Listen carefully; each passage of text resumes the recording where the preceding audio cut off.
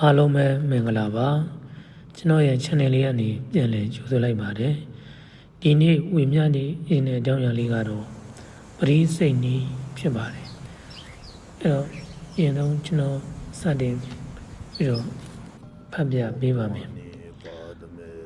ပရိစိတ်ချင်းသည်စိတ်တည်ကြည်၍တမာရီရလည်းသောအလုပ်ဖြစ်ပါတယ်ဒါကြောင့်မို့နံပါတ်1ပရိ၌စိတ်ကိုမရောက်စေရနံပါတ်2ဂုဏ်တော်၌စိတ်ကိုထင်မြင်အောင်ပွားရပါမယ်ဥပမာအရဟံအဓိပ္ပာယ်စသည်ကိုသိအောင်ပြုပြီးပါဠိအဓိပ္ပာယ်နှလုံးလုံးပွားများလေပို၍ကောင်းပါတယ်နံပါတ်3ဘုရားဂုဏ်တော်ကိုတူတူနဲ့လိုရင်းဖြင့်ထင်မြင်အောင်ပွားများရပါမယ်ဥပမာသောဘဂဝါဣတိပိအရဟံပူဇော်အထုကိုခံတော်မူထိုင်သောမြတ်စွာဘုရားစသဖြင့်တူတူနဲ့လူရင်းသာပွားများပါမယ်ဒါမှစိတ်တည်ကြည်၍တမာတိရလမှာဖြစ်ပါတယ်နံပါတ်4ဂုဏ်တော်များပွားပြီးလျင်သစ္စာပြုပါဥပမာတပိတော်ဒုတော်မသည်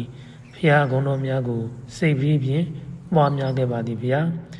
ဤသစ္စာကားသည်မှန်ကန်ပါသည်ဘုရားဤမှန်ကန်သောသစ္စာတကားကြောင့်၎င်းဘုရားဂုဏ်တော်၏တကိုးတည်သောအာနုဘောကြောင့်၎င်းတပိတော်ဒုတော်မသည်စာမွေးအောင်မြတ်ပါလို့ဘုရားမိမိလိုသောစုတစ်ခုသာမပြောင်းလဲပဲတောင်းပါနံပါတ်5အမြတ်ဘီဝါယနေ့ပြုလုပ်တဲ့ဒါနကောင်းမှုတိလကုသိုလ်ဘာဝနာကုသိုလ်စုစုကိုဆောင်နာအိမ်ဆောင်နာစတဲ့နတ်ဒီဝါပေါင်းတို့ကလည်းအမြတ်ဘီဝါစသဖြင့်ဘုံ30ဘောအလုံးကိုအမြတ်ပေးဝေခြင်းဖြင့်